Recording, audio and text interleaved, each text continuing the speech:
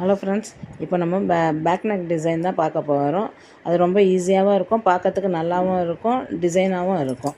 இப்போ வந்து பார்டரில் தான் வந்து சாரியோட பார்டரை எடுத்து தான் வந்து இந்த மாதிரி ரவுண்ட் நெக்கு நான் ஸ்டிச் பண்ணியிருக்கிறது. ஃபுல்லுமே வந்து ஃபோல்ட் பண்ணி ஸ்டிச் பண்ணியாச்சு. இப்போ அதுக்கு இந்த மாதிரி வந்து பூ மாதிரி டிசைனை எடுத்துருக்கிறேன் நான். அதே இப்போ ஒன்று ஒன்றா வந்து வெறும் கீழ்ப்பகுதியில் மட்டும்தான், ரவுண்ட் இருக்கிற இடத்துல மட்டும்தான் அந்த டிசைனை வைக்க போகிறேன்.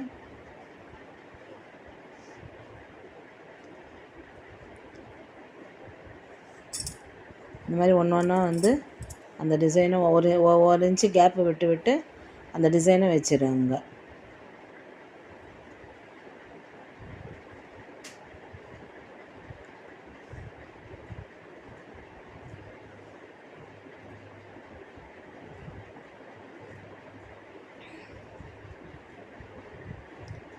இந்த மாதிரி ஃபுல்லாக ஒவ்வொரு டிசைனை வச்சுட்டு அதுக்கு மேலே அதே கலரில், இது சாரியோட colour pink colour, dark pink, அதே கலரில் வந்து லேஸையும் எடுத்து அதில் வந்து ஸ்டிச் பண்ணுங்க. ஸ்டிச் பண்ணிட்டீங்கன்னா கொஞ்சம் பார்க்கறதுக்கு நல்லா கிராண்டாக இருக்கிற மாதிரியும் இருக்கும், அதே சமயத்தில் சிம்பிளாக இருக்கிற மாதிரியும் இருக்கும்.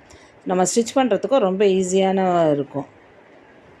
நீங்கள் ரவுண்ட் நெக் பார்டர் வச்சு ரவுண்ட் நெக் தைக்கும் போது நடுவில் வந்து ஸ்ப்ரிட் வச்சுருங்க. அப்போது ரவுண்டு வந்து கரெக்டாக வரும் நமக்கு. இப்போ பாருங்கள், இப்போ கரெக்டாக ரவுண்டாக வந்துச்சு. அந்த டிசைனையும் நம்ம ஸ்டிச் பண்ணி முடிச்சிட்டோம். இதை பார்க்கறதுக்கு ரொம்ப நல்லாவும் இருக்கும்.